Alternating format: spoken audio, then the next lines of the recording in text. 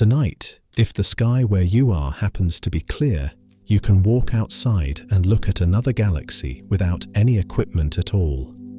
The whole business takes about 20 minutes, and most of that is spent standing still in the cold while your eyes give up on the streetlights and adjust to the dark. Find Cassiopeia first, 5 bright stars in a lopsided W, high overhead through the autumn months across most of the northern hemisphere. The deeper of its 2 V-shapes works like a crude arrow, and if you follow where it points, down and across, past the faint chain of stars that gives the constellation Andromeda its name, you will eventually settle on something that refuses to behave like a star. It is small and slightly oval and soft along its edges, the way a distant streetlight looks through fog. Stare straight at it and it has a habit of vanishing, because the center of the human eye is worse in low light than the edges are. The trick is to look a little to one side of it and let it sit in the corner of your vision, where it becomes stubbornly real. That smudge is the Andromeda galaxy. Something in the region of 1 trillion stars, and the light now arriving in your eye left it 2.5 million years ago, which is to say it has been in transit for longer than anything we would recognize as human has existed. So far, this is the standard description, and it is the one you will find in most textbooks. A faraway thing, seen late. But there is a detail about Andromeda that almost never survives into the summary, and it quietly changes what you are looking at. A galaxy does not end where its light ends. Beyond the bright disk you could photograph, there is an enormous halo of thin, hot gas, so thin that the word gas rather oversells it, but it is genuinely there and it can be measured. To find it, astronomers working with the Hubble Space Telescope did something indirect and rather beautiful. They selected 43 quasars, the ferociously bright cores of galaxies so distant they register as single points of light, all of them positioned behind Andromeda from our vantage point. Then they studied how the halo dimmed particular wavelengths of that light as it passed through. What came back was a map of something invisible, drawn entirely from what it took away. That halo reaches nearly 2 million light-years out from Andromeda's center. Our own galaxy very probably carries one of comparable size, and the distance between the two of us is 2.5 million light-years. Do that arithmetic slowly. 2 million and another 2 million across a gap of 2.5. There is nothing left in between. The outer atmosphere of the Andromeda galaxy and the outer atmosphere of ours are not approaching one another.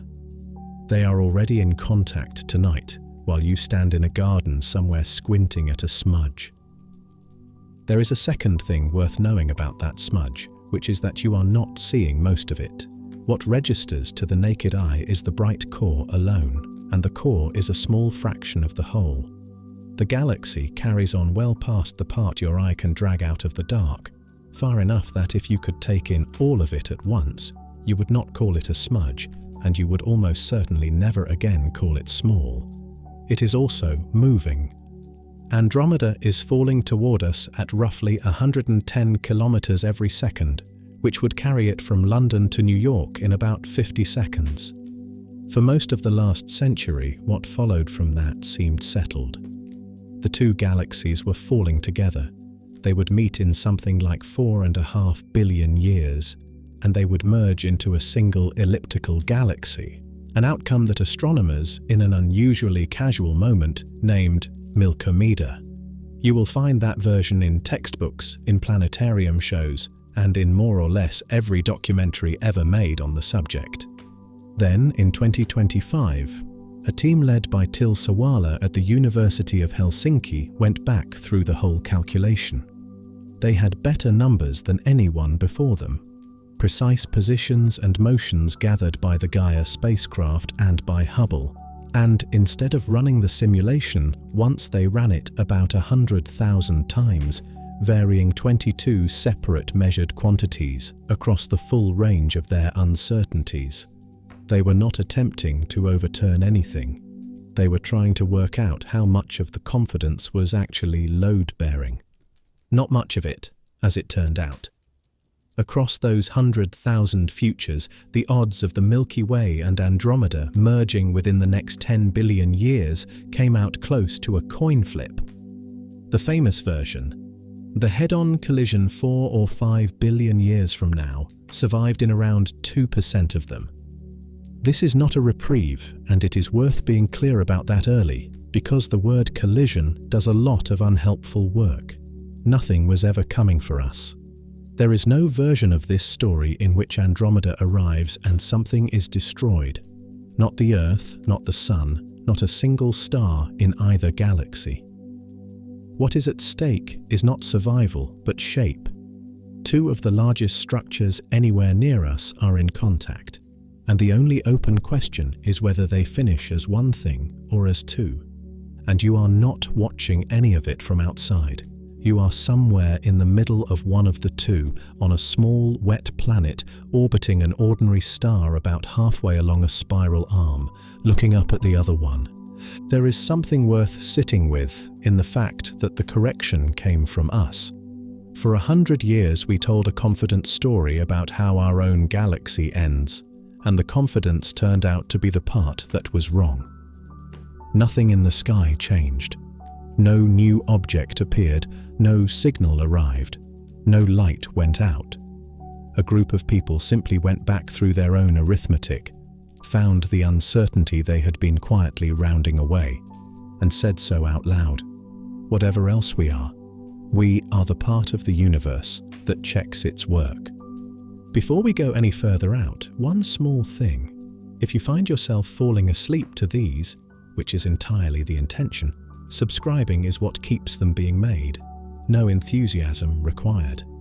And if you are still awake enough to leave a comment, say where you are listening from and whether Andromeda is visible at all from there.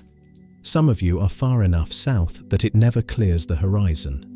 Others are under a sky that has been washed out by streetlight since before you were born. It seems worth knowing which of us can still see the thing we are talking about. So let us start with what is genuinely out there.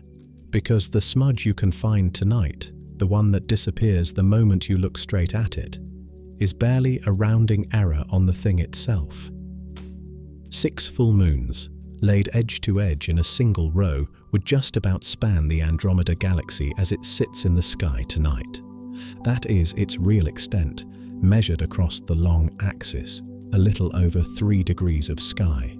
It is there on every clear night through the autumn, spread across a patch larger than most people's mental picture of an entire constellation, and almost nobody has ever seen it. The reason is not that the light is missing, it is that the light is thinly spread. The human eye is reasonably good at catching a bright point against a dark background, which is why stars work so well on us, and considerably worse at gathering a faint glow smeared across a wide area. The outer regions of Andromeda are precisely that kind of glow, real light, genuinely arriving, simply too diluted for the retina to assemble into anything. So what the eye picks out on a dark night is the bright inner portion alone, and under most skies only a small part of the total width. The rest is above you and always has been. Laid out properly, the disk of Andromeda runs about 152,000 light-years from one edge to the other.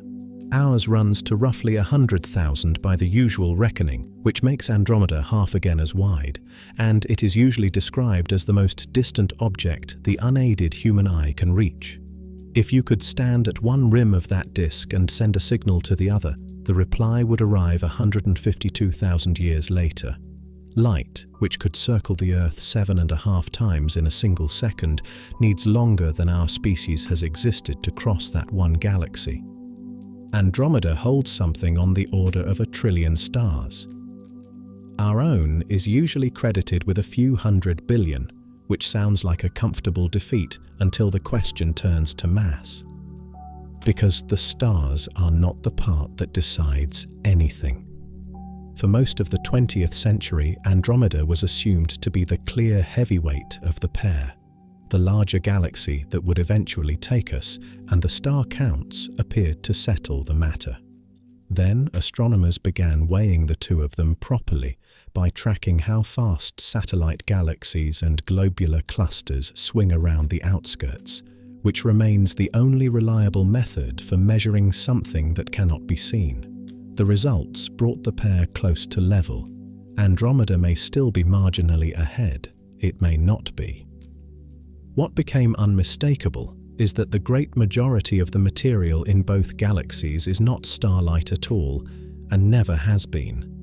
Around 85% of the matter in the universe is dark, and the question of which of these two galaxies is larger turns almost entirely on a substance that no telescope has ever directly seen.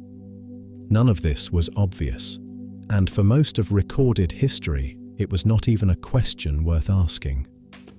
The earliest surviving description belongs to the Persian astronomer Abd al-Rahman al-Sufi, who catalogued it in the year 964 in his Book of Fixed Stars and called it a little cloud.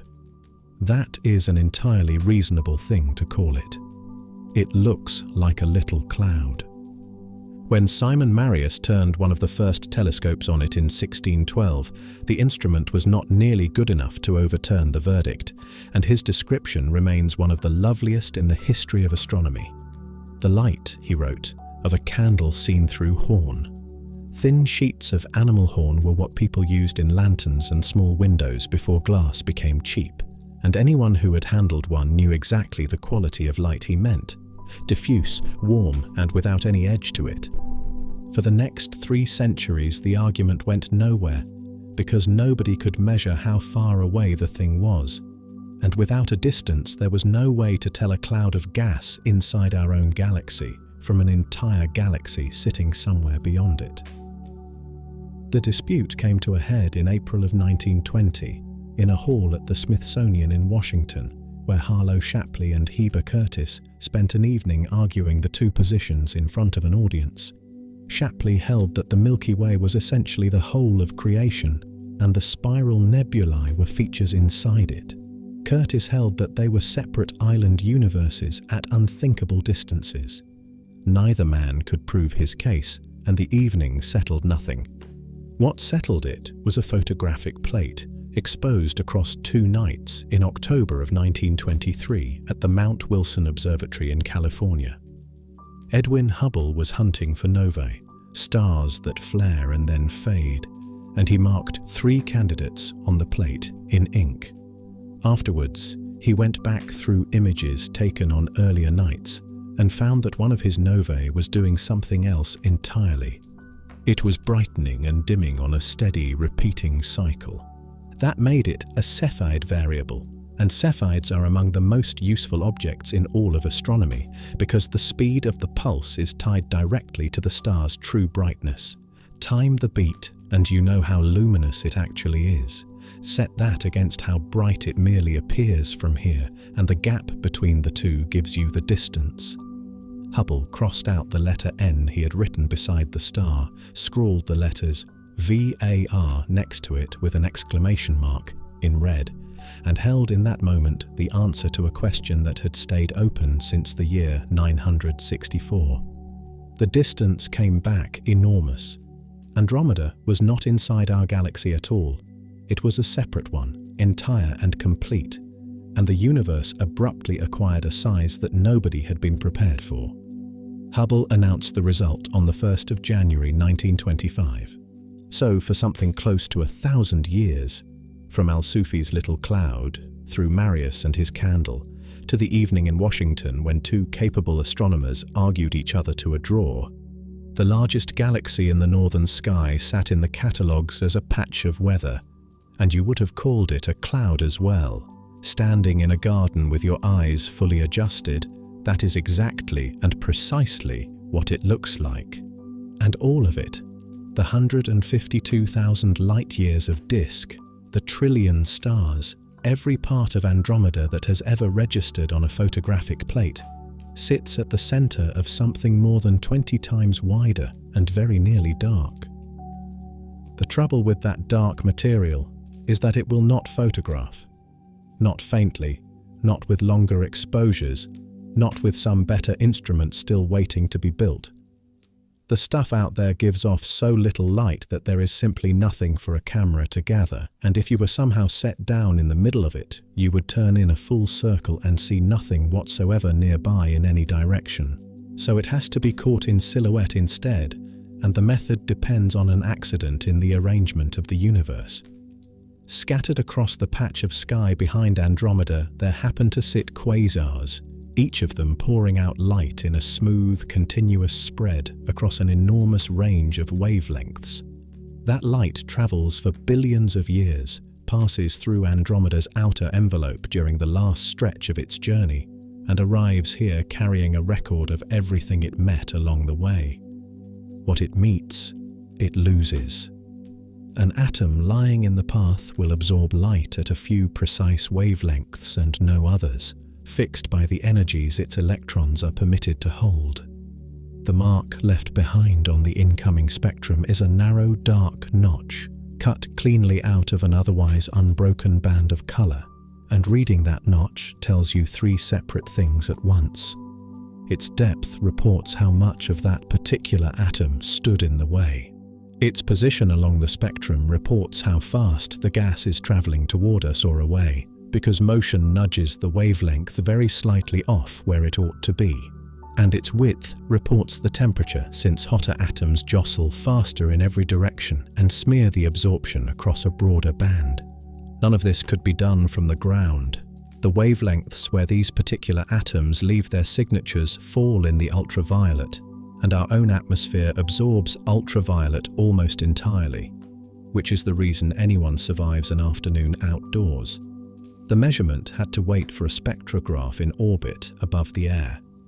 The instrument that finally managed it is called the Cosmic Origins Spectrograph, and it has been fitted inside Hubble since 2009. The sight lines it gathered run from about 80,000 light-years out, in close against the disk, to just under 2 million, far past anything anyone would ordinarily agree to call part of a galaxy. There is no choosing where to look either. You take whichever quasars the sky has happened to place behind your target, and you work with the geometry you are handed. What the notches revealed is that the envelope is not one uniform thing. Silicon atoms stripped of 2 of their electrons turn up dependably out to roughly 1 million light-years and then fade away. Oxygen stripped of 5 carries on well past that, still registering in very nearly every direction anyone looked, out to almost twice the distance. The difference is meaningful because removing 5 electrons takes considerably more energy than removing 2, so the 2 elements are effectively filing reports from different conditions. What emerges is a layered structure, a denser, cooler, altogether messier region close in, and beyond it something hotter and smoother and far more rarefied, thinning out into the space between galaxies. Hotter is not a loose description here. The gas runs from around 10,000 degrees to well above 300,000, which in the outer reaches makes it hotter than the surface of the Sun. And it would not warm you by a fraction of a degree. Temperature only describes how quickly individual particles are moving. Whether that reaches you as heat depends entirely on how many of them there are to arrive. Scoop up a cubic meter of that halo, and you would come away holding perhaps 100 atoms. The same cubic meter of air, down here at the bottom of our own atmosphere, holds something in the region of 25 trillion molecules. You would freeze solid inside gas at 300,000 degrees, and freeze slowly, because so little of it would ever get around to touching you. Astronomers generally mark a galaxy's outer boundary using something called the virial radius, the distance within which the galaxy's gravity has had long enough to pull everything into a settled arrangement. For Andromeda, that line falls a little under 1 million light-years from the center. The oxygen was still showing up at nearly twice that. Whichever definition of edge you prefer, the gas has already walked past it. And reach is not even the most awkward part of the result. Add up the ordinary matter held in that envelope, protons and electrons and the atoms they assemble into, as opposed to the dark material that dominates the total weight, and it amounts to as much as everything contained in the disk, and quite possibly a good deal more, which is an odd thing to hold in your head. The stars, the spiral arms, the dust lanes, the 152,000 light-years that appear on every photograph ever taken of the galaxy. All of that is the minority share. Most of the ordinary matter belonging to Andromeda is not in Andromeda at all. It sits outside, stretched thin, shining so weakly that we had to borrow light from the far side of the universe in order to notice it was there. One further consequence follows, and it is purely a matter of geometry. We can map Andromeda's halo considerably better than we can map our own. Andromeda lies out in front of us, with the rest of the universe arranged behind it, so every suitable quasar becomes a probe passing through at a known distance from its center. Our own halo, by contrast, surrounds us on all sides. Looking outward through it means looking through its entire depth at once, in every direction simultaneously, with no straightforward way of telling whether the gas responsible for a given absorption line sits 10,000 light-years off or 800,000. The strongest evidence that our envelope matches Andromeda's in size comes indirectly from what galaxies of our type look like when observed from outside. Two envelopes of that reach, with 2.5 million light-years between their centers, cannot avoid one another. There is not enough room between them to stay apart. Whatever is going to happen between these two galaxies is not in every respect a forecast. Part of it is a description of tonight. Every one of those dark notches also carries a velocity folded into it, which is how the survey could separate Andromeda's gas from everything else lying along the same line of sight. And it is that same trick, the shifting of a wavelength by motion applied to the body of the galaxy rather than to its atmosphere, that first told anyone Andromeda was coming. It was measured, as it turned out, by a man who had no idea what he was looking at, 13 years before there was anybody alive who could have told him. On the night of the 17th of September, 1912, at an observatory on a hill above Flagstaff, Arizona, a man named Vesto Slipher was engaged in work that very few people expected to come to anything. He had been put on the task by Percival Lowell, who owned the observatory and who had a theory. Lowell believed the spiral nebulae were solar systems in the act of forming, and he wanted spectra of them to prove it. So Slipher pointed the 24-inch refractor at the largest and brightest spiral in the sky and set about collecting its light. Collecting is the right word for it. The object is faint and spread thin, and a spectrograph divides whatever light it receives into a band of color, which spreads it thinner still. Exposures ran 6 or 7 hours at a stretch and had to be resumed across successive nights, the plate holder guided by hand in an unheated dome at 7,000 feet in September in northern Arizona. What Slipher was accumulating over those nights was a smear of light a few millimeters wide with dark lines scored through it, and the position of those lines against where they belonged was the entire point. They were shifted toward the blue end, and by a great deal. Red straight, the shift meant the object was approaching at something close to 300 kilometers a second, which was faster than anything anyone had measured moving anywhere. Nobody had ever obtained the velocity of a spiral nebula before, and nobody, including Slipher, could say what a spiral nebula actually was. The question would stay open for another 13 years, until a photographic plate at Mount Wilson finally settled it. The 300 did not survive contact with a second question, which is, moving relative to what? A telescope in Arizona is not a fixed point. It sits on a planet going around a star, and that star is itself traveling around the center of the galaxy at better than 200 kilometers a second. Andromeda happens to lie in a direction that our own orbit carries us more or less toward, so a large part of the shift Slipher recorded was not Andromeda closing on us at all. 2/3 of it was us. Subtract our own motion and what remains is a genuine approach of about 110 kilometers a second. Slipher went on gathering spectra, and by 1917 he had velocities for 25 spirals, of which all but 3 were moving away from us rather than toward. Andromeda was among the exceptions and remains one of the very few large galaxies in the sky that is not receding, all of which established with real confidence and quite early that Andromeda is falling toward the Milky Way. It established almost nothing about whether the two will meet, because a velocity measured from a spectrum is only ever the part of the motion aimed directly at you or directly away. The component that runs across your line of sight leaves no fingerprint in the light at all.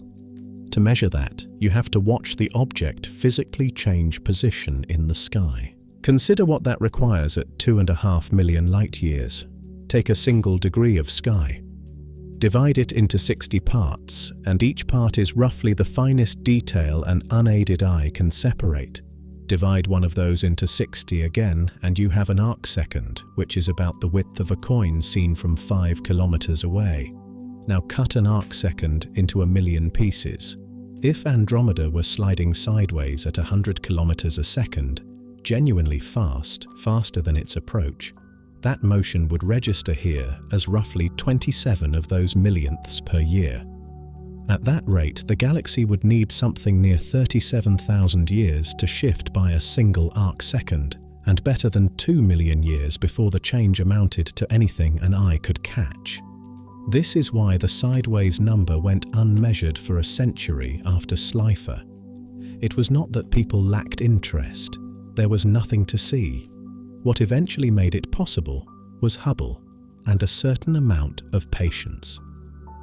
A team at the Space Telescope Science Institute, led by Sangmo Tony Sohn and Roland van der Marel, selected 3 separate patches of Andromeda, one in the outer disk, one out in the surrounding halo of older stars, one on a long stream of debris trailing south of the galaxy, and compared images of them against pictures of the same patches taken 5 to 7 years earlier. The trick that makes this work is the choice of reference. They did not measure Andromeda's stars against space, which has no markings. They measured them against the faint galaxies visible in the same frames, sitting hundreds of millions of light-years further back, far enough away that they can be treated as nailed in place. The answer, published in 2012, was 17 kilometers per second, give or take 17. That is worth hearing twice because the shape of it carries the whole meaning. The uncertainty is the size of the measurement. Andromeda's sideways drift came back as a number that is entirely consistent with 17 and equally consistent with nothing at all, a straight, unswerving fall directly at us. Gaia, mapping the positions and motions of well over 1 billion stars from orbit, later went after the same quantity by a completely different route, picking out young blue stars in Andromeda's disk and correcting for the way the disk itself turns. It arrived in the same place, a sideways motion small enough that 0 remains a perfectly respectable answer, with error bars comparable to the values themselves. And the sideways motion is the part that decides everything. Drop a ball straight down a well and it hits the bottom. Throw the same ball with a little sideways speed and it can circle the shaft indefinitely without ever touching it. The gravity is identical in both cases. The outcome is settled entirely by the sideways component. 2 galaxies falling dead-on toward one another will merge because there is nothing to carry them past. 2 galaxies with even a modest sideways drift can swing around each other and separate again, and keep doing so for a very long time. So the whole question rests on one figure, and it is the figure we hold most loosely. 113 years of increasingly remarkable instruments, from a hand-guided plate in a cold dome in Arizona to a spacecraft cataloguing 1 billion stars, have narrowed Andromeda's sideways drift to somewhere between nothing at all and enough to miss by. There are 2 honest things you can do with a number that loose. You can take the middle of the range, run your calculation once, and report whatever comes out, which is what the field did for decades, and which yields a clean, confident, memorable answer. Or you can accept that the middle of the range is no likelier than anywhere else inside it, and run the calculation over and over, letting every uncertain quantity take a different plausible value on each pass until the shape of the answer emerges from the spread rather than from any single run. The second approach has a name. It is called a Monte Carlo simulation after the casino, and the name was chosen by Nicholas Metropolis in the 1940s in honor of a colleague's uncle who kept borrowing money to gamble there. The principle is exactly what the name suggests. Instead of deciding what Andromeda's sideways drift is, you roll for it, drawing a value at random from the range the measurements permit, weighted so the likelier values turn up more often. Then you roll for everything else you are unsure of, run the whole arrangement forward in time, and record what happened. Then you do it again with a fresh set of rolls. After 100,000 rounds, the proportion of runs ending in a merger is your probability of a merger. Not a prediction, but a tally. The list of quantities they were unsure about ran to 22 entries, where each galaxy sits. How fast it is traveling resolved into 3 separate directions. How much it weighs, which is the loosest figure of all, because most of the weight is dark and has to be inferred from its effects rather than seen. Every one of those numbers carries its own range, and a single set of rolls describes one internally consistent version of this neighborhood as it might genuinely be. But the reason the confidence collapsed is not simply that the inputs are fuzzy. It is that this particular system amplifies fuzziness, and it does so because the problem does not contain 2 galaxies. There are 4. 2 bodies under gravity is a solved problem and has been since Newton. You can write down an equation, feed any future date into it, and read the exact positions out the other side. Whether the date is next Tuesday or 10 billion years from now makes no difference. The equation holds, and the answer is reliable to whatever precision your starting figures allow. Add a third body, and none of that survives. Henri Poincaré established as much in the 1880s while competing for a prize offered by the King of Sweden, and the discovery cost him the tidy result he had originally submitted. 3 bodies moving under their mutual gravity have no general solution that can be written down at all. Their paths can only be followed forward step by laborious step, and 2 starting arrangements differing by almost nothing can finish somewhere entirely different. The practical distinction is the one between tides and weather. Tides answer to a small number of steady gravitational influences, which is why you can look up next year's tide tables today and find them correct to the minute. Weather involves an enormous number of components shoving at each other, and beyond roughly a fortnight, the forecast stops carrying meaning no matter how fine the instruments become. The Milky Way and Andromeda by themselves would be a tide problem. The Milky Way and Andromeda with their 2 large companions in tow are closer to weather. The third body is Triangulum, the 3rd largest galaxy in this part of space, bound to Andromeda and circling it. Set against either giant, it is a modest thing, but it is not nothing, and its pull draws Andromeda very slightly further in our direction. Including it makes a merger more likely.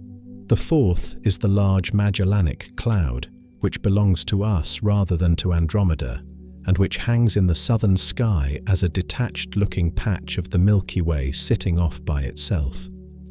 Measurements over the past decade have made it considerably heavier than anyone used to assume, heavy enough that it moves the galaxy it orbits rather than merely being moved by it. And it is not traveling in a helpful direction.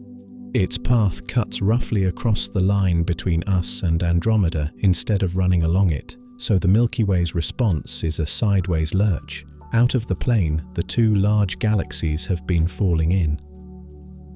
Till Sawala, who led the work, put the consequence about as plainly as it can be put. The Large Magellanic Cloud pulls the Milky Way off the orbital plane and away from Andromeda. It does not mean the cloud will save us from that merger, but it makes it a bit less likely. So the two additions pull against each other. Triangulum leans the system toward a meeting, the Magellanic Cloud leans it away. They do not settle into some tidy compromise, because how strongly each of them leans depends on precisely where it currently sits and precisely how much it weighs. And both of those numbers are among the 22 that nobody has pinned down. Sorted by outcome, the runs came out very close to evenly divided, and among the half that do end in a merger, there is no agreed date whatsoever. The collisions scatter across billions of years, depending on how the rolls happened to fall.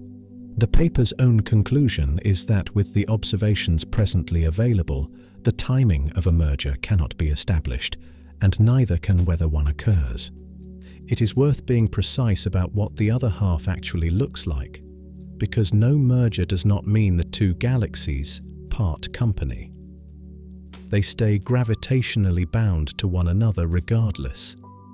In about half the runs, they close to within roughly 500,000 light-years, which is 5 times the width of the Milky Way, and on these scales counts as a near miss.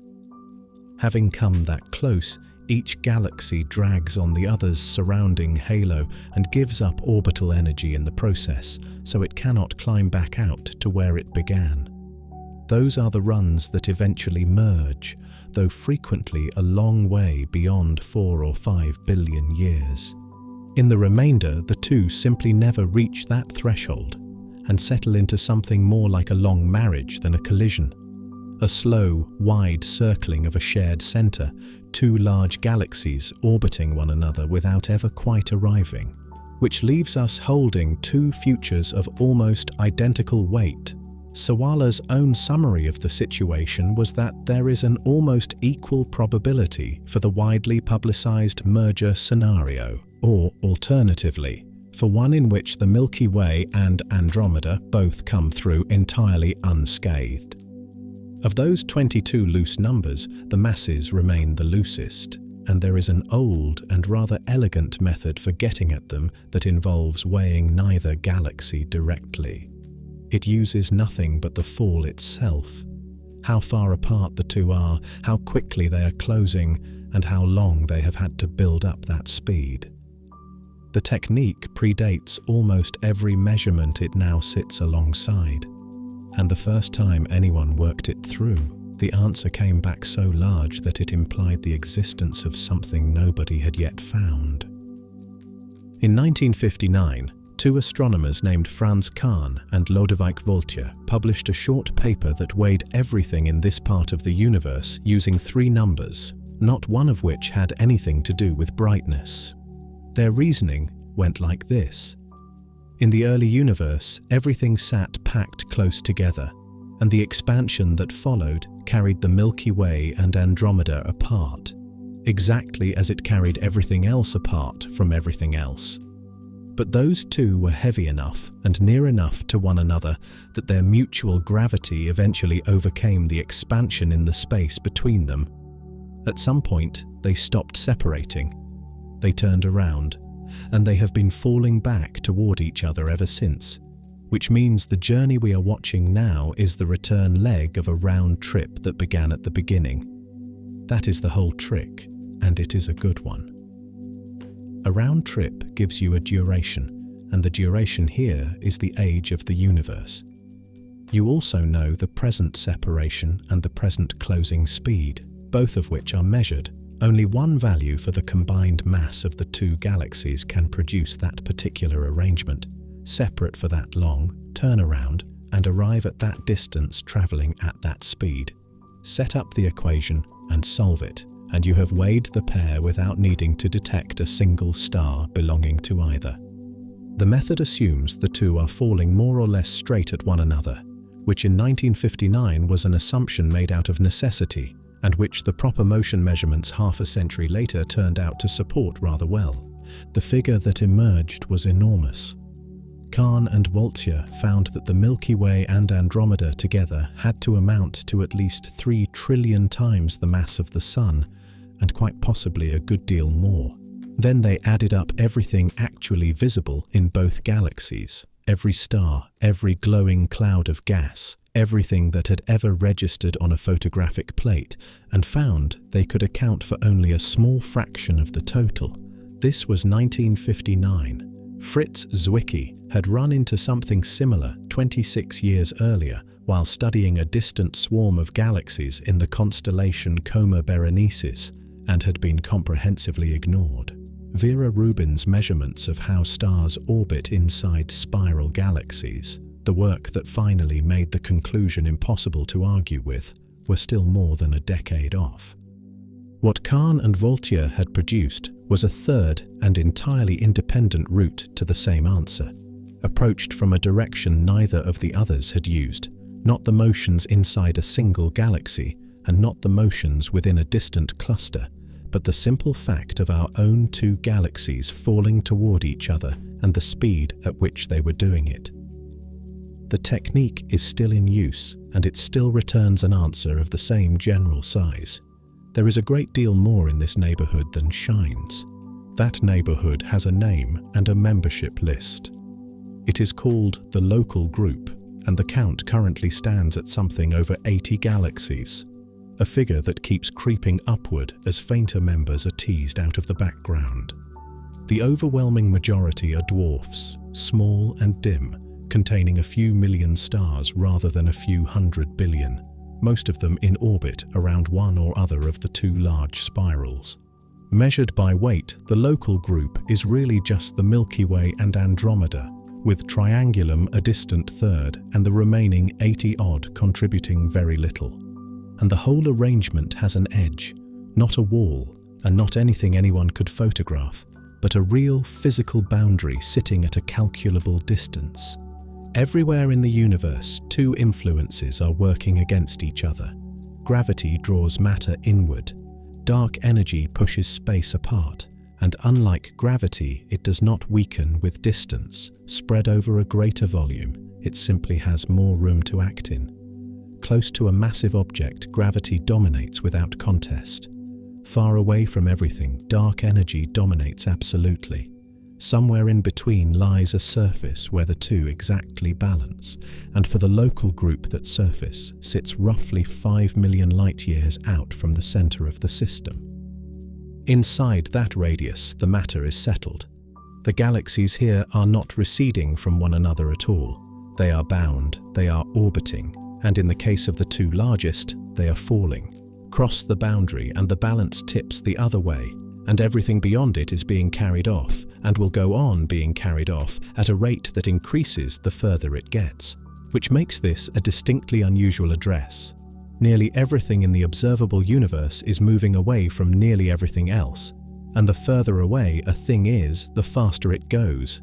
That is about the most reliable large-scale statement anyone has ever established about the cosmos, and within 5 million light-years of where you are sitting, it is not true.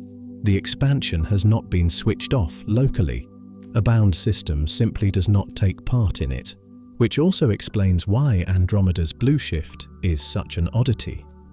Of the 25 spirals Slipher managed to measure, all but 3 were receding, and they were receding because nearly every galaxy in the sky lies outside anyone's gravitational reach and is therefore leaving. The tiny handful moving toward us are the ones we are tied to. Andromeda is not approaching because something unusual is happening to it. It is approaching because it is close enough to be family. The local group is a closed room then, and everything inside it is going to keep dealing with everything else inside it for as long as any of it lasts. Whether Andromeda arrives remains genuinely open, but it is not the only thing in the room that is falling.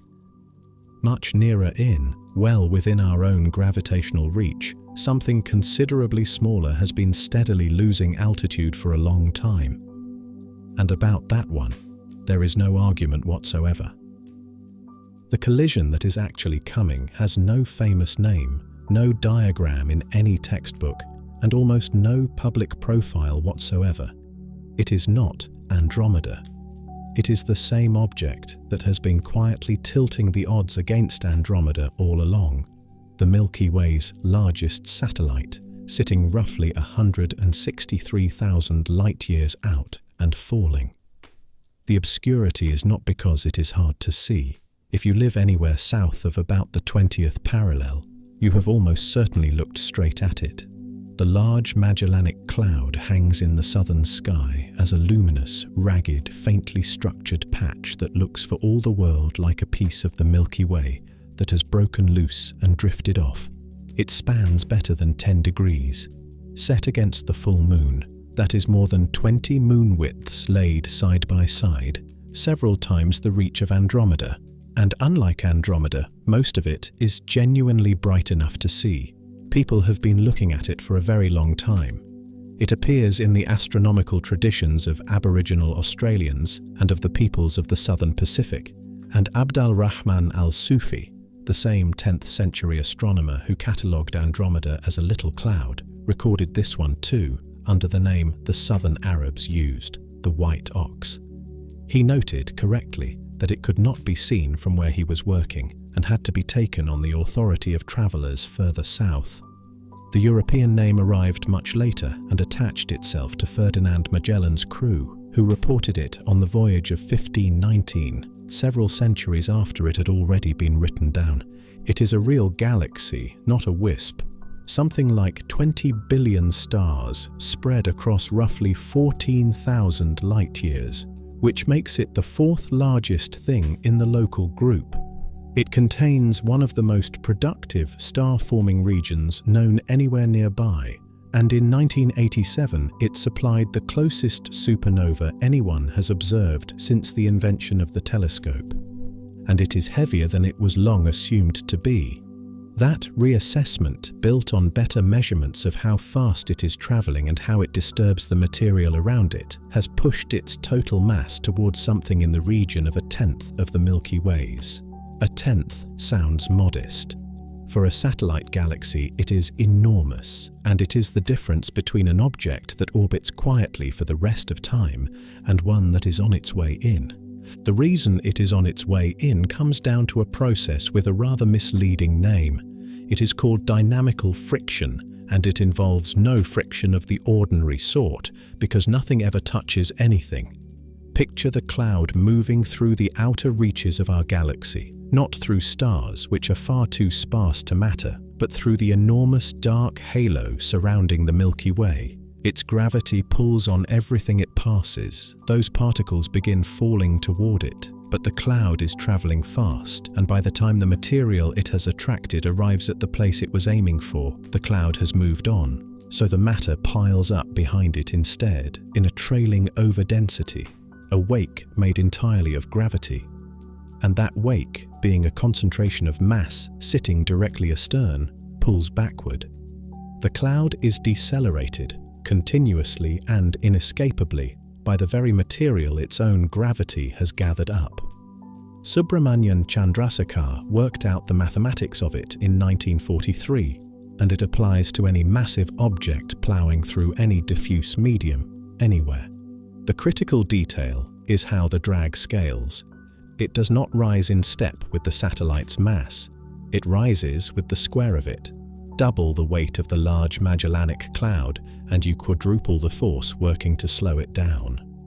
Which is why the upward revision of its mass over the past decade did not simply adjust a timetable. It changed the verdict. Every orbit the cloud gives up energy to our halo. Every orbit it comes back a little closer than the time before. It cannot climb back out, because there is no mechanism to return the energy it has lost. The spiral is one way. Marius Kautoun and his colleagues put a date on the end of it. Their central estimate is that the Large Magellanic Cloud will merge with the Milky Way in about 2.5 billion years, with the honest range running from around 1.5 billion to something over 3.5. Set that beside everything that has come before, and the shape of the situation reverses.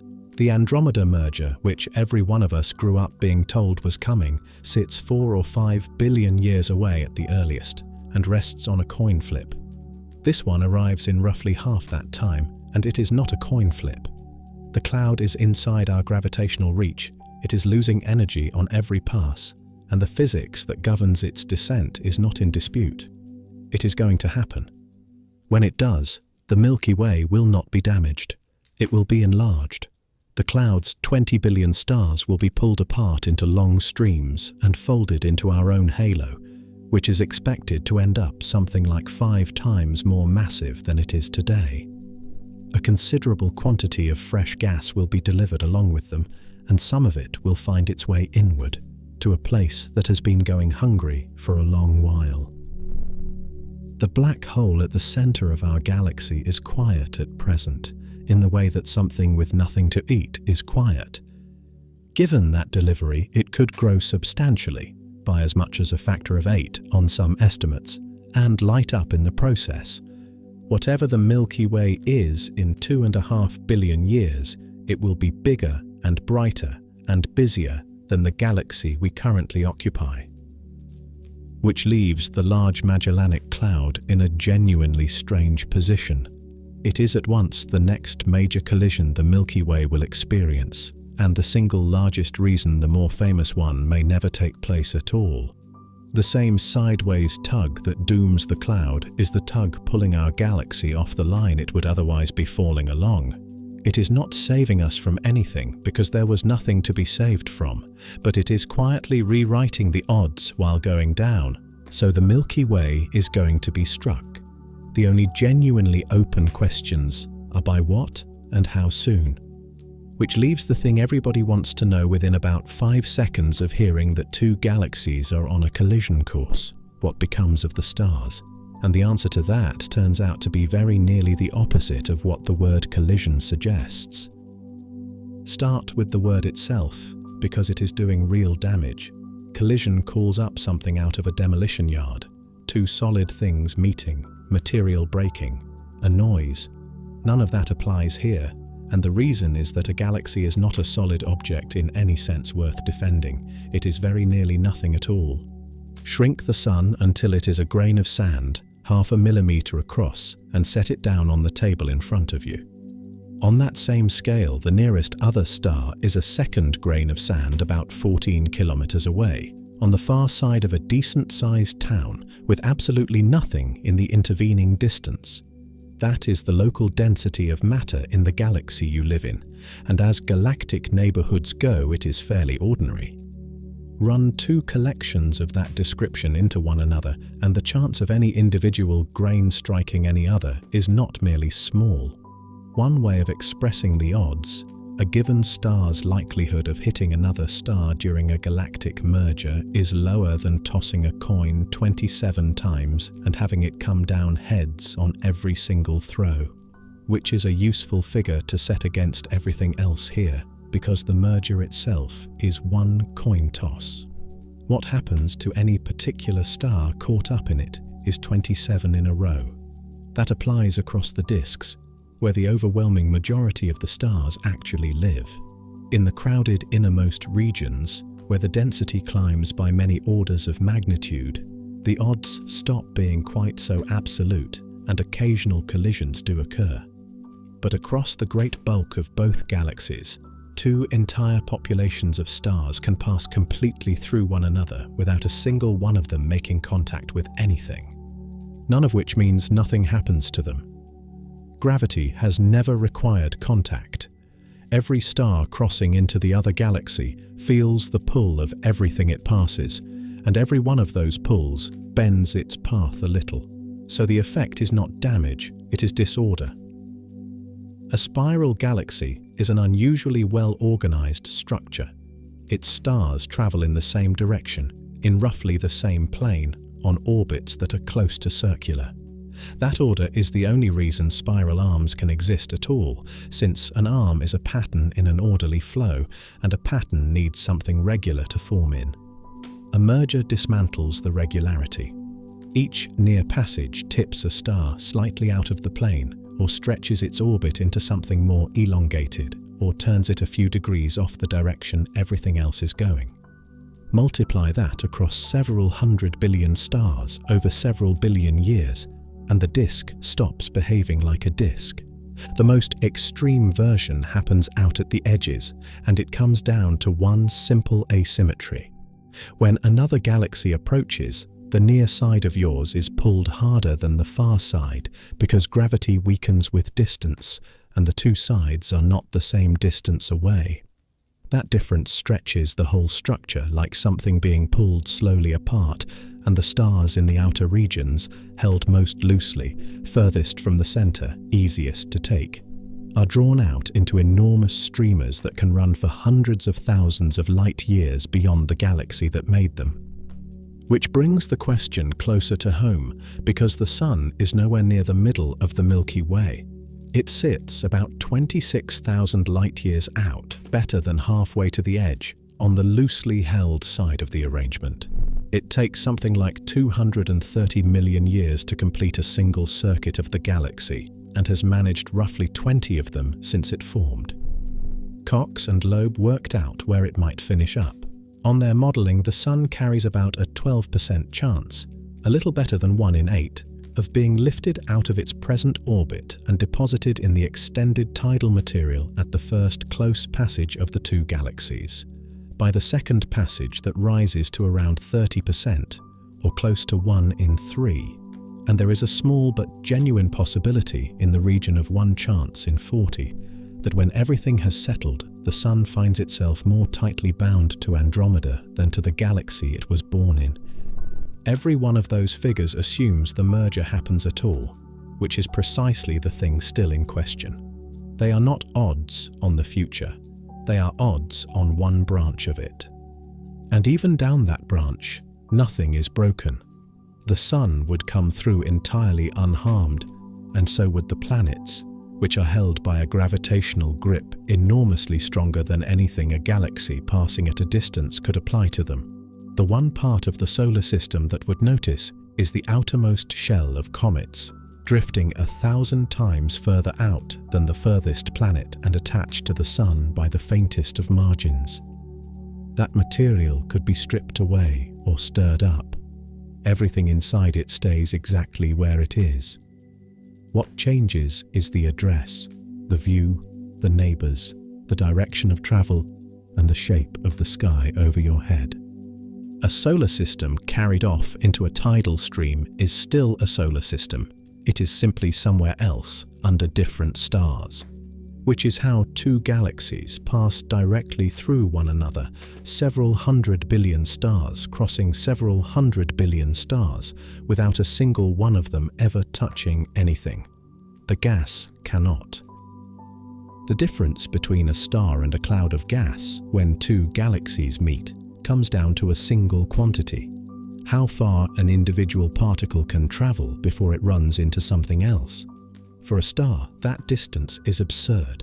A star could cross the Milky Way from one edge to the other and go on crossing it thousands of times over before its chance of striking another star rose to anything worth mentioning. This is why the stars simply stream past one another. They are, in the language of the field, collisionless, not because collisions are impossible, but because no galaxy is big enough for them to matter.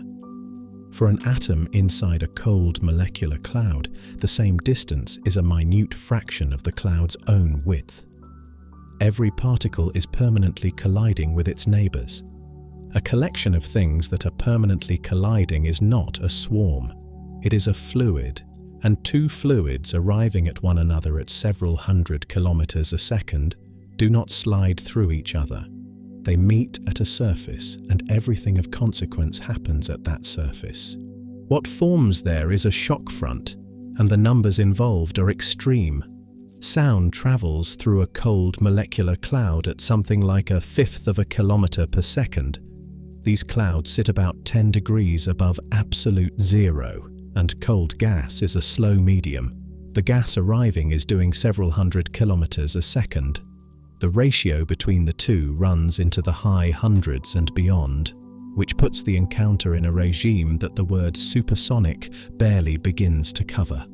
Across a shock that's severe, gas is compressed abruptly and enormously. And compression is precisely the thing that makes stars. A molecular cloud is best understood as a long-running argument between two forces. Its own gravity pulls it inward.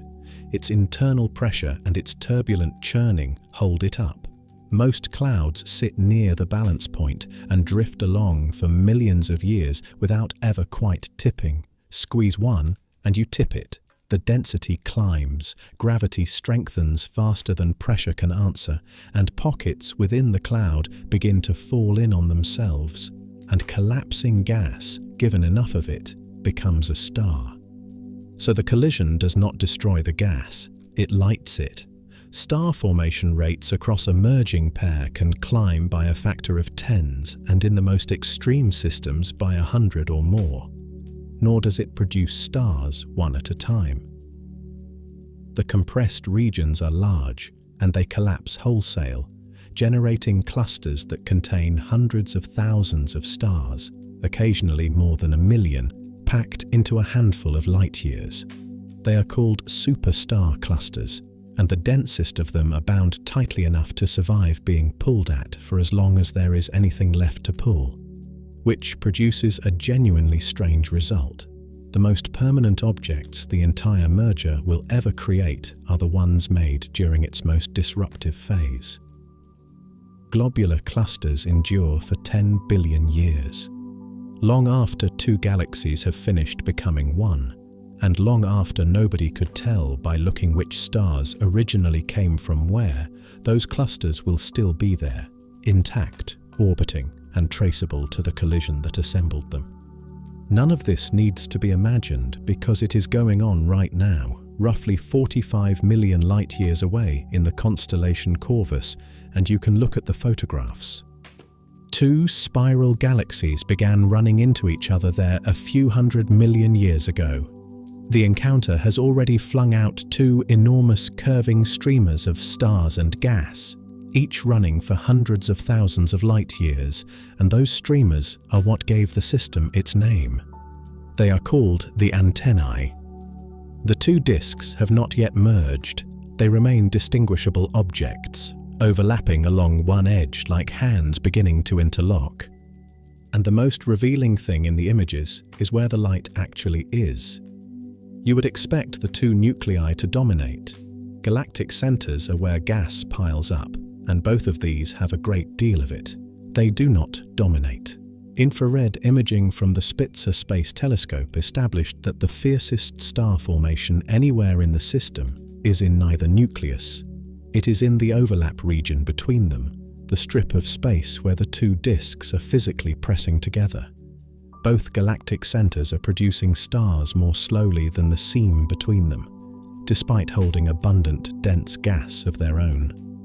The brightest thing about a collision between two galaxies is not either galaxy. It is the contact.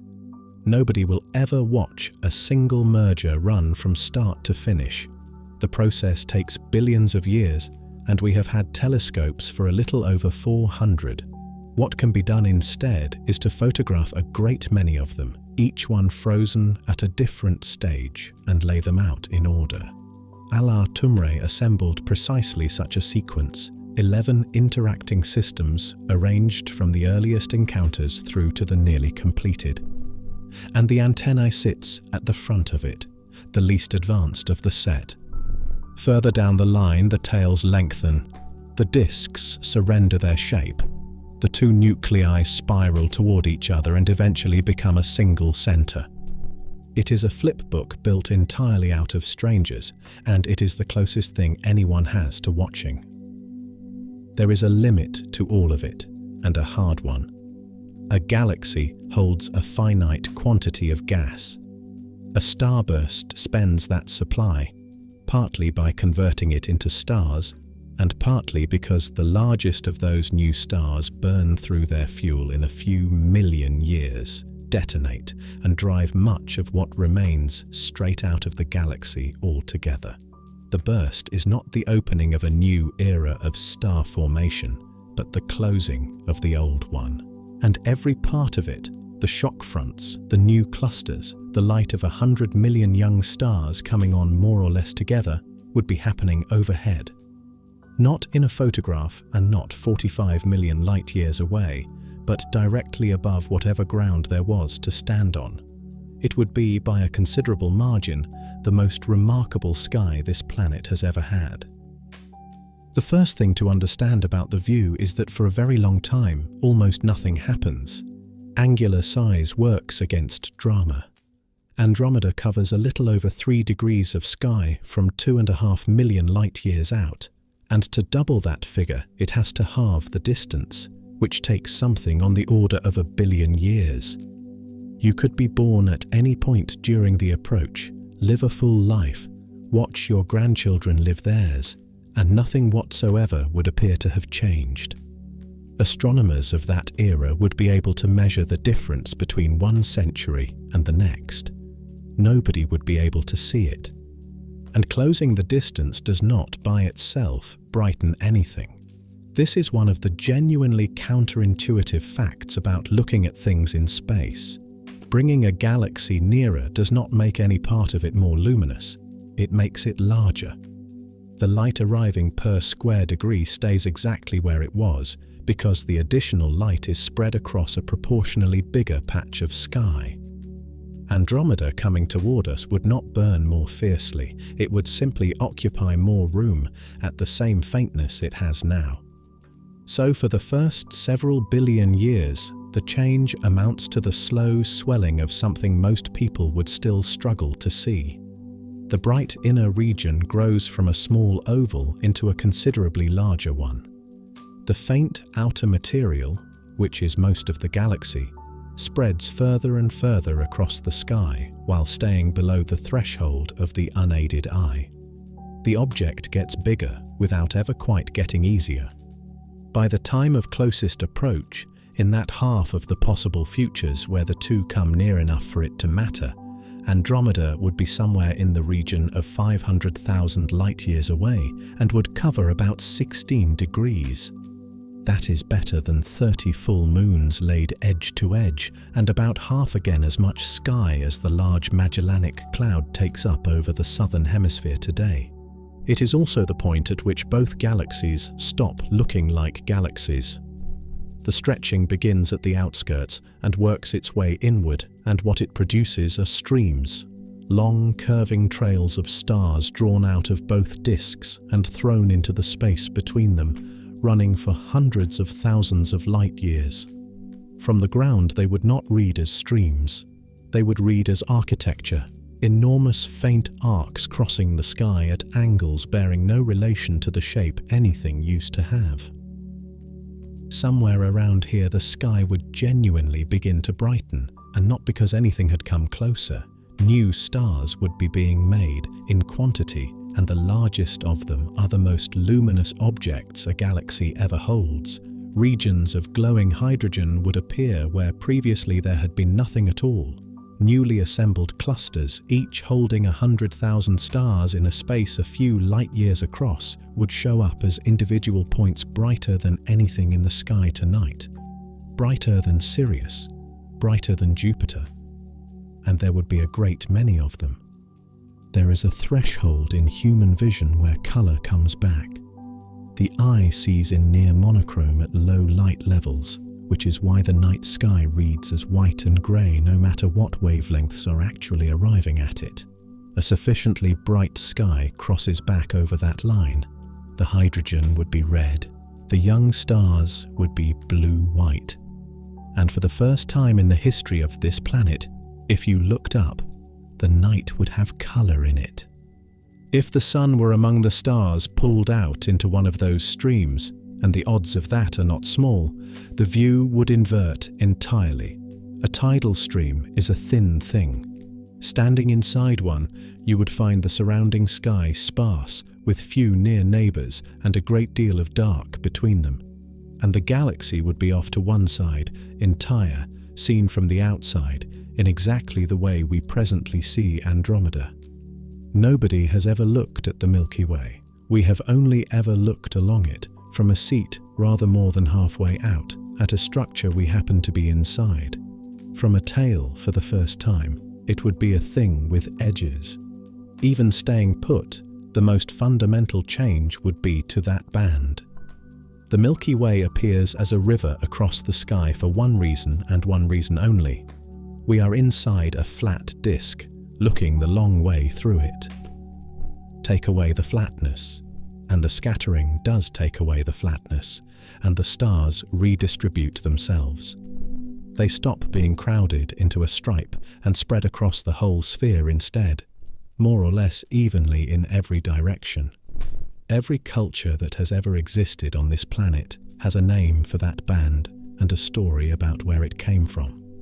It would stop being there, not dimmed and not hidden, but dispersed. The sky you have looked at your whole life redistributed into a general faint glow that is the same wherever you turn. The last stage is slow and, from the ground, almost undramatic. The two centers circle one another, come nearer with every pass, and at some point stop being two. The streams thin and disperse. The star formation exhausts its material and shuts down, and the blue stars that lit everything burn out within a few million years of being made, because that is what the biggest ones do. What is left is even and quiet. Stars in all directions, no band, no arms, nothing left to navigate by. So the sky would settle, but nothing would be finished, because down at the center of that plain, unremarkable glow, two objects would still be spiraling toward each other, and of everything that happens between these two galaxies, they would be by far the slowest to arrive.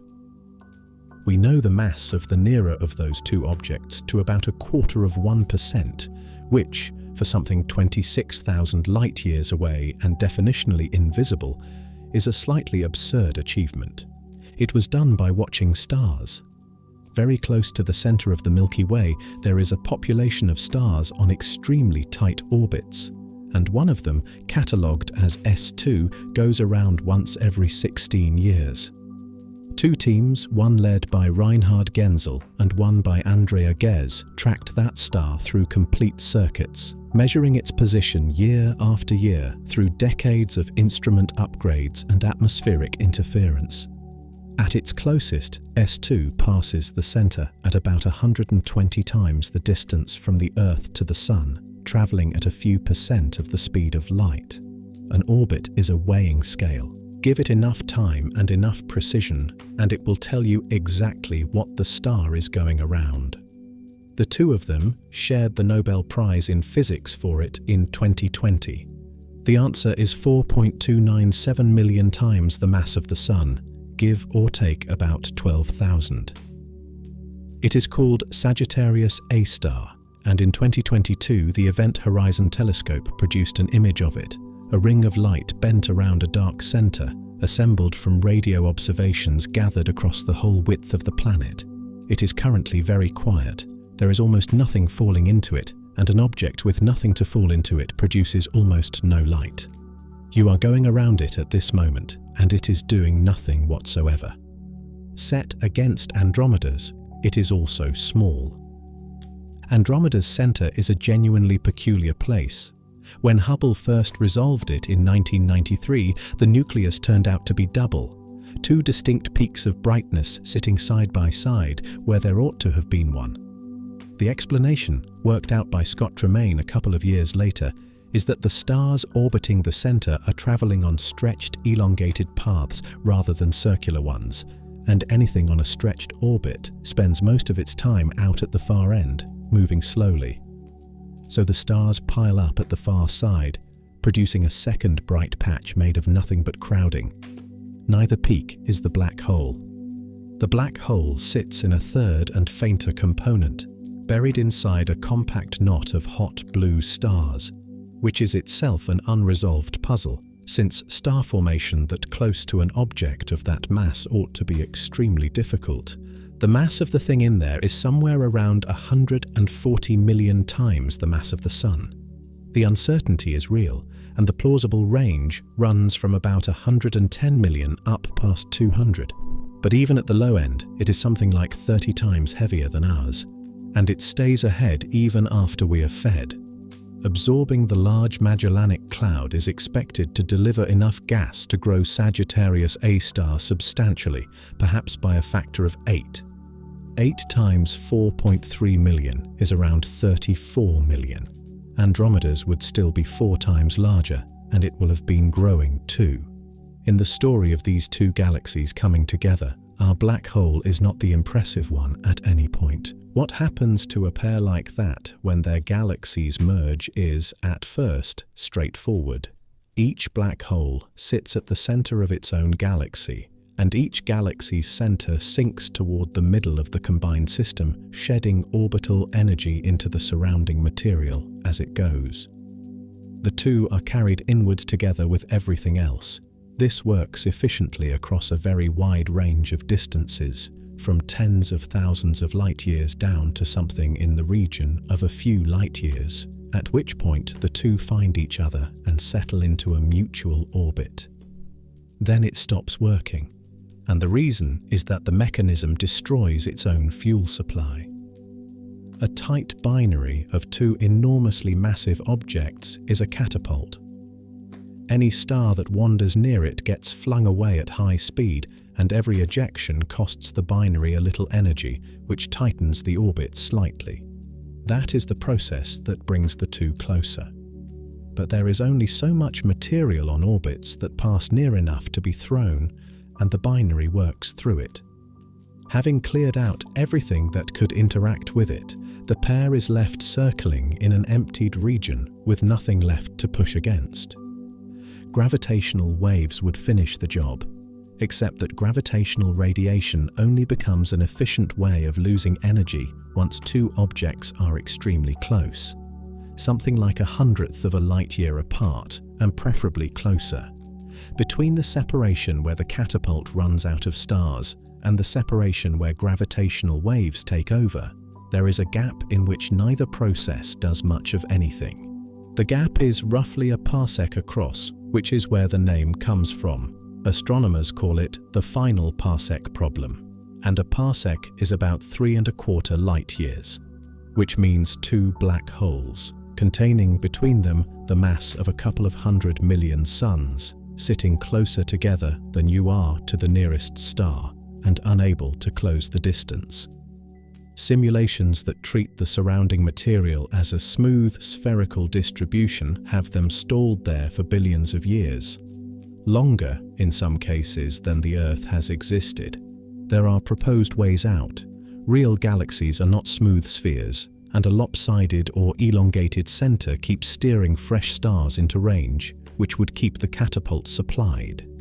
Gas settling into a disk around the pair can drain angular momentum directly. Some recent work suggests that if dark matter particles interact with each other even weakly, the dark material itself could provide the drag that stars cannot. A third black hole arriving with another merger would disrupt the binary and could hurry it along. Nobody yet knows which of these actually operates, and the honest answer is that the question is open. It will most likely be settled by listening. The Laser Interferometer Space Antenna, LISA, is a set of 3 spacecraft flying in formation millions of kilometers apart, due to launch in the 2030s, and it is designed to detect gravitational waves at frequencies no ground-based instrument can reach. Precisely the frequencies that merging supermassive black holes produce. Our own pair is both far too heavy for its optimum range and several billion years too late. But there are a great many galaxies out there in the middle of merging, and if LISA hears their black holes arriving, the final parsec is not a permanent barrier. If it hears nothing, it is. When two objects of this size do finally meet, the event is the most powerful thing the universe is capable of producing. For a fraction of a second, the power radiated exceeds the combined output of every star in the observable universe. And none of it would be light. By the time they reach each other, the galaxy assembled around them will long since have stopped resembling anything either of the originals would recognize. A different shape, a different color, and nothing left with which to make anything new. The thing has a name already, which is a faintly presumptuous state of affairs for an object that may never exist.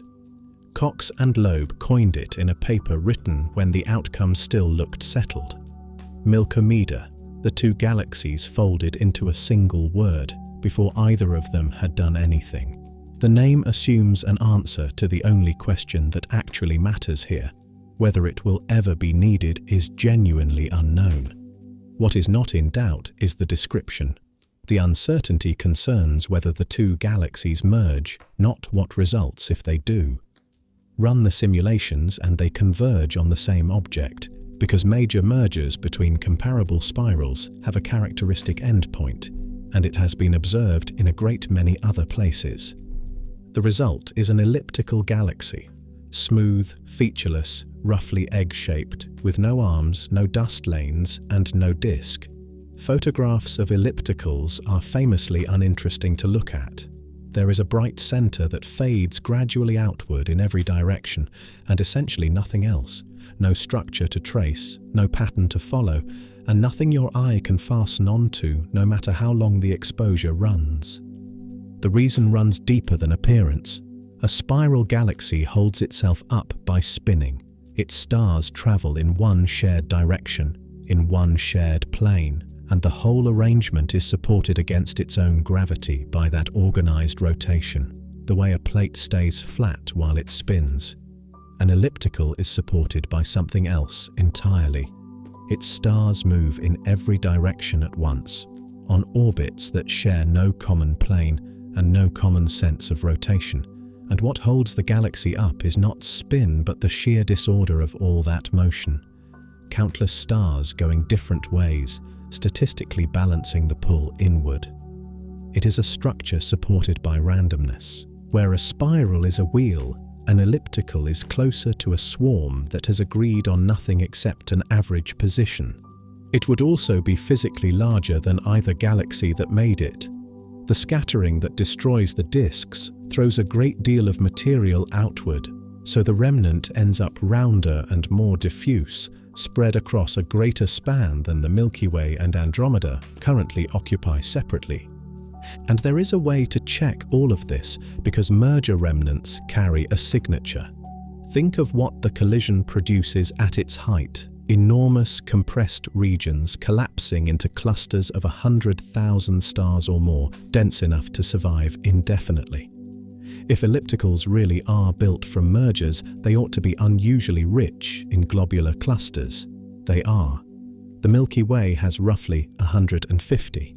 The giant elliptical M87 at the center of the Virgo cluster has something in the region of 12,000. That is not a modest difference in degree. It is the fingerprint of a galaxy assembled out of collisions, and it is precisely what the theory predicts. The color change follows from the star formation, and it happens quickly by the standards of everything else here. During the burst, the sky and the galaxy are dominated by the most massive new stars, which are hot and blue and enormously luminous. Those stars also die fastest. The biggest of them last only a few million years, and even the moderately large ones are gone within a few 100 million. So once the gas runs out and no replacements are being made, the blue light drains away first, and what remains is the population that lives longest. Stars of about the Sun's mass, and smaller, which are yellow, orange, and red. Within 1 billion years or so of the burst ending, the whole galaxy has shifted color. Astronomers describe such galaxies without much ceremony as red and dead. Dead is doing a lot of work in that phrase, and it is worth being precise about what it means. Nothing is destroyed. Every star that exists goes on existing, orbiting, burning through its fuel at its own pace. Planets remain in orbit around the stars that hold them. Nothing in any of it would move the ground under you. What ends is manufacture. A galaxy that has spent its gas has, for practical purposes, finished making stars. Residual formation continues at a trickle, and fresh gas can occasionally arrive from outside, but the era of building is over, which produces a quiet and genuinely novel situation. Every galaxy in the universe, from the moment it assembled until now, has been gaining stars. More have always been made than lost. After the gas is gone, that reverses for the first time. Stars begin to burn out faster than anything replaces them, and the count starts going down, and it never goes up again. None of which makes the outcome unusual. It is worth saying plainly that this is simply what happens to large galaxies. Ellipticals are not rare or exotic objects. They are the most massive galaxies in the universe. They dominate the crowded centers of galaxy clusters, and they contain the oldest stellar populations anyone has measured. Spirals are the form a galaxy takes while it still has gas and has not yet been through a major collision. Given enough time and enough neighbors, most large galaxies stop being spirals. The one you live in would not be ending. It would be arriving, rather late, at the ordinary adult condition of a big galaxy. All of which is a real prediction, resting on physics nobody seriously disputes, describing a kind of object we can already photograph in 1,000 other places. It has one feature that tends not to come up. Long before any of it happens, there will be nobody on this planet to watch, and that has nothing whatever to do with the merger. There is no event in this part of the story. Nothing arrives, nothing strikes, nothing detonates. What brings an end to life on this planet is a number that rises very slowly and never stops rising. The sun is fusing hydrogen into helium, and it has been doing so for 4.5 billion years. Each reaction takes 4 hydrogen nuclei and returns 1 helium nucleus, which means the core contains steadily fewer particles as time goes on. Fewer particles produce less pressure at a given temperature, so the core settles inward slightly under its own weight, and settling inward makes it hotter, and a hotter core fuses faster. The result is that a main sequence star does not burn at a constant rate. It brightens continuously for as long as it lasts. The rate for our Sun is roughly 1% every 110 million years, about 10% per billion. That is far too gradual to notice across any span a person or a civilization would care about, and it is entirely relentless. The Sun is currently putting out something like 1/3 more energy than it did when the Earth formed, and the plants growing outside your window are managing under a sun measurably brighter than the one that shone on the first land vegetation. For most of that time, the planet has compensated. Earth carries a thermostat, and it is built out of rock and rain. Carbon dioxide dissolves into rainwater to form a weak acid. That acid breaks down silicate rock, and the products wash into the ocean, where they end up locked into sediment and eventually carried down into the mantle. Volcanoes return carbon dioxide to the atmosphere. The elegant part is that the weathering runs faster when it is warmer and wetter, so a hotter planet strips carbon dioxide from its own air more quickly, which cools it back down. The cycle operates over hundreds of thousands of years, and it has been quietly offsetting the sun's brightening for most of Earth's history. But a thermostat that works by removing carbon dioxide can only work while there is carbon dioxide to remove. As the sun continues to brighten, the balance point sits at lower and lower concentrations, and eventually it drops below what plants require. Most vegetation, around 95% of plant species using the photosynthetic pathway known as C3, stops functioning below roughly 150 parts per million. A minority of plants, including maize and sugarcane, use a different pathway that can operate down toward 10. The atmosphere you are breathing holds a little over 400. That was the classic picture, and it put the end of the plant biosphere at around 1 billion years from now. Carbon dioxide starvation, photosynthesis failing, and everything that depends on photosynthesis failing after it. The estimate has moved. Work published across 2024 and into 2026 has revised the figure upward to somewhere in the region of 1.5 to nearly 2 billion years, with the most recent modelling stretching toward 2. The revision also changed the mechanism. On the newer accounts, plants do not starve.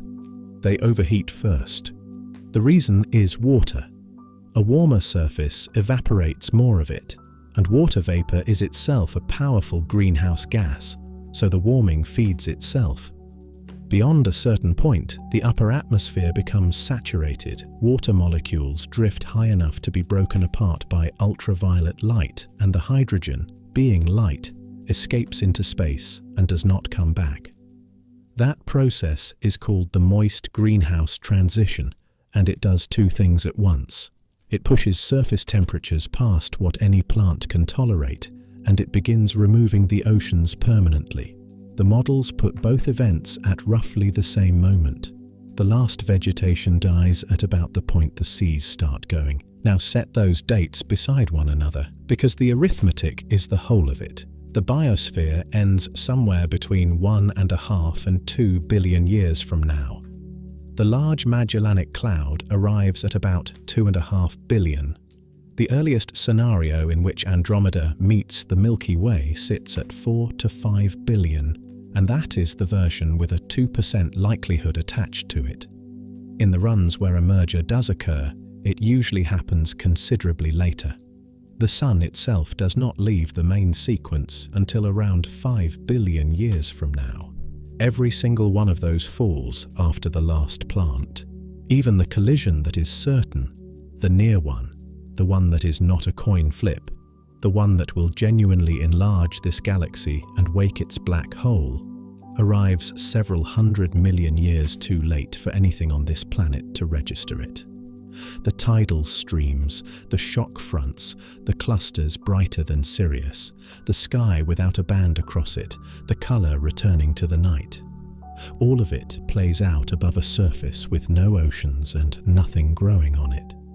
Whatever Neighbourhood turns out to be, and whether it turns out to be at all, it will not be assembled over anybody's head.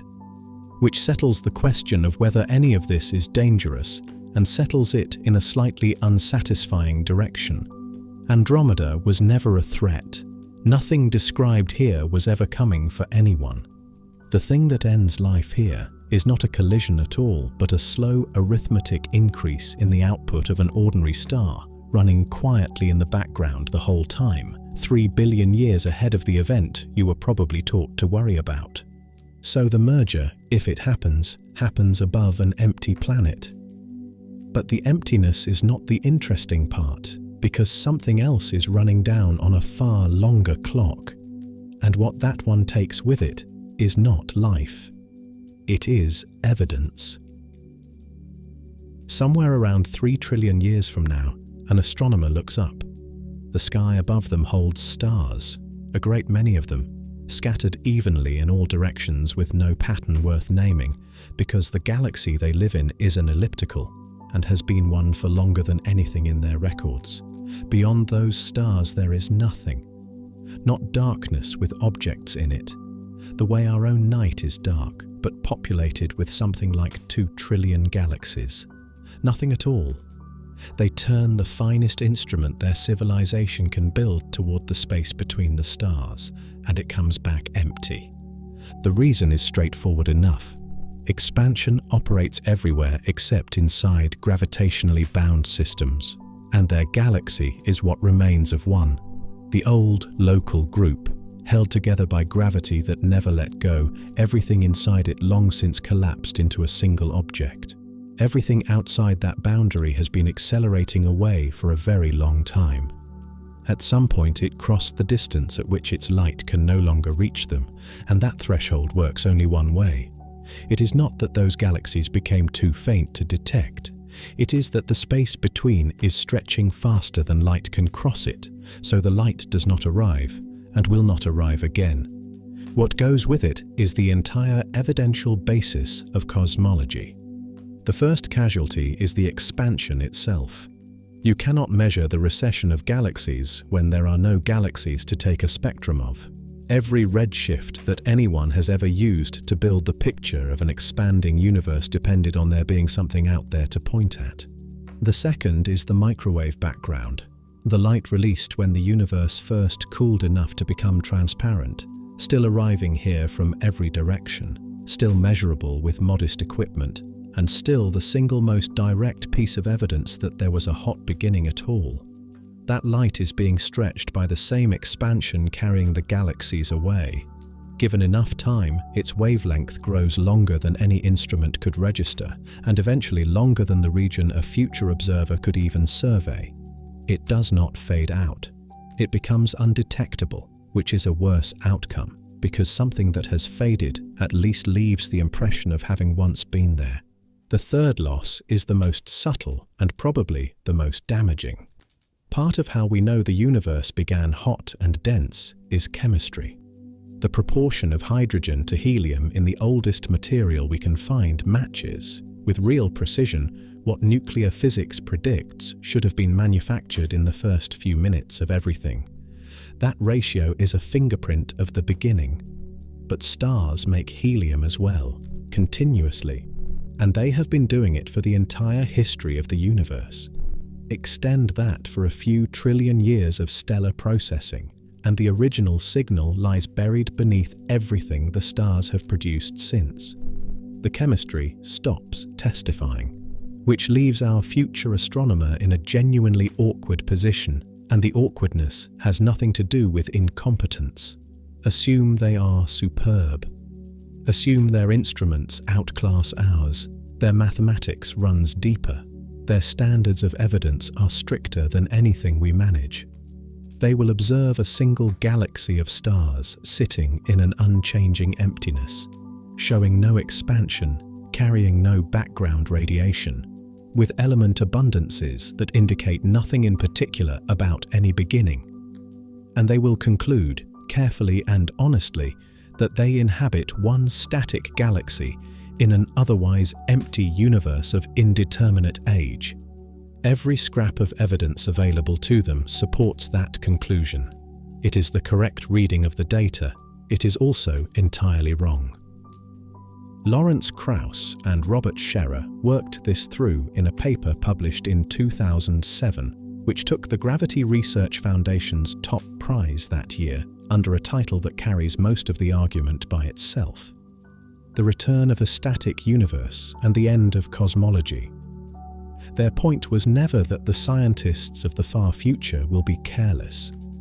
It was that they will be working under a genuinely impoverished sky, and that no amount of rigor recovers information which has physically departed. Eventually, as Krauss put it, the universe will appear static, and all evidence of modern cosmology will have disappeared. Set that against the way any of this was actually learned, and almost none of the methods survive.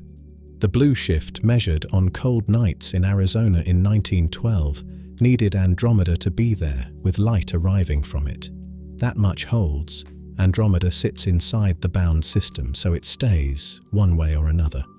But the technique that mapped its outer envelope does not survive at all, because that method depends entirely on quasars positioned behind the target. The brilliant cores of galaxies billions of light-years off, borrowed as backlights. When those recede past the horizon, the backlights go out. There is no way to catch a halo in silhouette against nothing. The measurement of Andromeda's sideways drift required faint background galaxies inside the same frames, treated as fixed points to measure against. Those go too, and with them any prospect of establishing which way anything is travelling, and the timing argument, that elegant piece of reasoning which weighed this entire neighbourhood using nothing more than a separation, a closing speed, and a duration, required knowing the age of the universe. A future astronomer has no route to that number whatsoever. Without it, the calculation cannot be attempted. They would be unable to weigh their own galaxy by the method that first revealed how much of it is dark, and unable to discover that most of what surrounds them does not shine.